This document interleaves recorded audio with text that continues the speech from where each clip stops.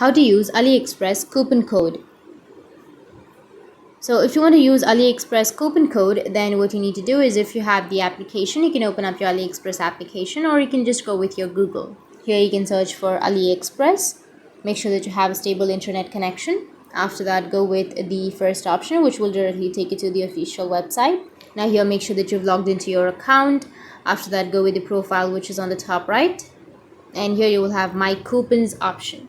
Once you go with my coupons, then and here you will have get coupon codes option. So you just need simply get coupon code, tap on it, and Aliexpress gives you free coupon codes. So once you find your coupon codes right here, then you just need simply select the item. After selecting the item, you can go with add to cart or go with the payment method. And after going with the payment method, on the last of your process, which is place order, you will have place order option. Once you go with the place order, you will be able to add your payment method and then your coupon code. It will ask you if you have any coupon codes or not. You can just simply add your coupon code, and after that you can tap on place order. So that's how you can use Aliexpress coupon code. And if you have any questions, feel free to comment below. Thanks for watching.